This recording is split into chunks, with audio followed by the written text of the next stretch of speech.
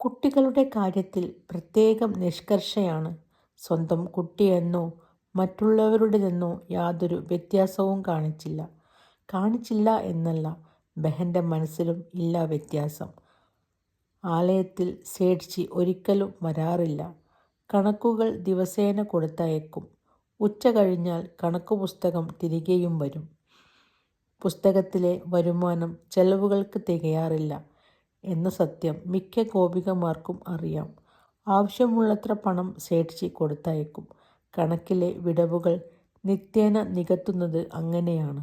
സ്വന്തമായി ഒരു ചേല പോലും അധികമായി വാങ്ങാൻ ബെഹൻ ഒരുമ്പെട്ടിട്ടില്ല. മറ്റുള്ളവർക്കുള്ള തോതിൽ മാത്രം. പലപ്പോഴും അതിലും കുറച്ച് സ്വന്തം കാര്യങ്ങൾ നടത്തുന്നു. ബെഹൻ കുളിക്കാൻ ചെന്നപ്പോഴേക്ക് മറ്റു മിക്കവരുടെയും കുളി കഴിഞ്ഞിരിക്കുന്നു. അന്ന് അവർ ബെഹനോട് പ്രത്യേക സ്നേഹമാണ് കാണിച്ചത്. കൂട്ടം ചേർന്ന് കുളിപ്പിക്കുകയായി. പ്രമീള തടഞ്ഞുമില്ല.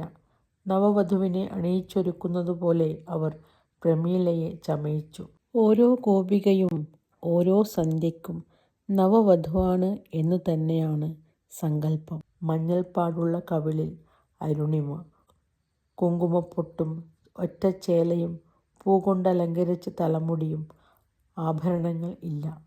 ചന്ദനലേപമൊഴികെ സുഗന്ധദ്രവ്യങ്ങൾ ഉപയോഗിക്കാറില്ല. മുടിയിലണിഞ്ഞ പൂവിൻ്റെ സുഗന്ധമേ ഉണ്ടാകൂ. പൂവിൻ്റെ കൂടെ കൃഷ്ണതുളസി നിർബന്ധമാണ്. മുറിയിലെ കൃഷ്ണവിഗ്രഹത്തിനു മുന്നിൽ പ്രാർത്ഥിച്ചേ നൃത്തവേദിയിലെത്താറുള്ളൂ. മുറികളിലും നൃത്തവേദിയിലും കത്തുന്ന ചന്ദനത്തിരിയുടെയും പുകയുടെയും ധൂമക്കൂടിൻ്റെയും സുഗന്ധം കെട്ടിടത്തിനകത്തുനിന്ന് തെരുവിലേക്ക് അരിച്ചിറങ്ങും. സ്വയം അണിയുന്നതിനു പകരം പരസഹായത്തോടെ ഒരുങ്ങുകയാണ് പതിവ്. നവവധുവിൻ്റെ മനോഭാവമാവണം ഓരോ സന്ധ്യയ്ക്കുമെന്നാണ് ശിക്ഷണം. ഭഗവാനാണ് വരൻ. രാത്രിയിൽ എപ്പോൾ വരുമെന്നറിയില്ല. ഏതു രൂപത്തിലാണ് ആ മായാവി പ്രത്യക്ഷപ്പെടുകയെന്നറിയില്ല.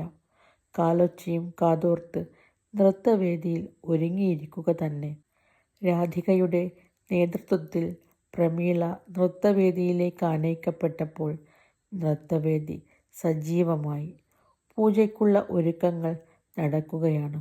ഒരേ തരം ചേല ഒരേ രീതിയിൽ ഉടുത്ത് ഒരേ തരം മുഖഭാവങ്ങളുമായി ഗോപികമാർ പ്രമീള ബെഹനെ എതിരേറ്റു.